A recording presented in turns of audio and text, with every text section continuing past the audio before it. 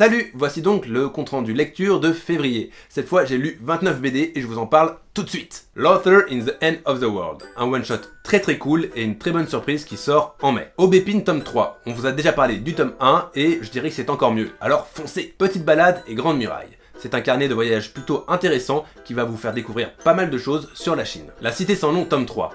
Enfin, le dernier tome, c'est vachement beau à lire et à relire. Green Class tome 1. L'édition est plutôt belle, quelques personnages ont eu des réactions qui m'ont semblé un petit peu incohérentes, mais même si c'est une histoire avec une énième contamination, j'ai trouvé que le traitement était plutôt intéressant. Ultimate, kiosque 1 à 9. En gros, c'est l'équivalent du tome 1, je crois. Je continue à rattraper mon retard sur les comics. Là, c'est le premier run de Mark Millar sur les Ultimates.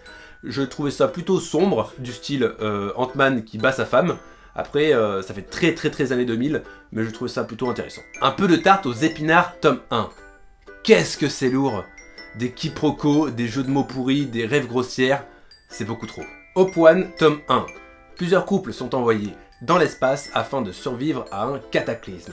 Niveau scénario, on peut dire que l'auteur m'a eu et j'ai vraiment hâte de lire le deuxième et dernier tome. Les 9 derniers mois de ta vie de petit con. En règle générale, c'est quand même assez difficile pour un homme de se dévoiler, c'est pour ça que cette BD est vachement intéressante, parce qu'elle raconte le point de vue d'un homme qui va devenir papa. Deadly Class, tome 6 et 7. J'ai toujours un petit peu de mal à me replonger dans cette série, mais quel pied! Je prends toujours autant de plaisir à suivre cette bande de gamins complètement givrés. Horrific Land, encore un Disney by Glénat. Cette fois-ci, le dessin est vachement intéressant. Par contre, niveau scénar, on peut dire que Trondheim est passé en mode automatique. Kids with Gun, tome 1. Un western, des dinosaures et des super pouvoirs, c'est fun et facile à lire, que demande le peuple. Ultimate 2, c'est la suite du run de Mark Millar, c'est épique et très bien en attendant la sortie du prochain Avengers. Emma Wrong, une sorte de soirée enquête mais en BD avec des espions un peu partout, j'ai pas réussi à rentrer dedans.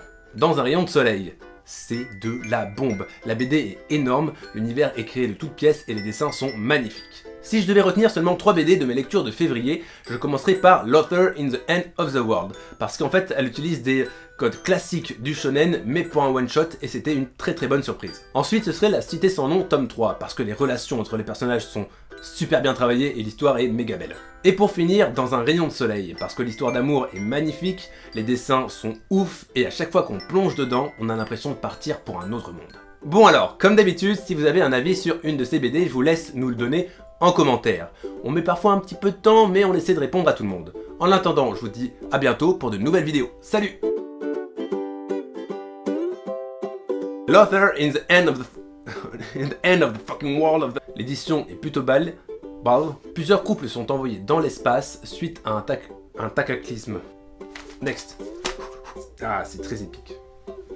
Comme un porc épique. Et c'était une très bonne surprise, putain!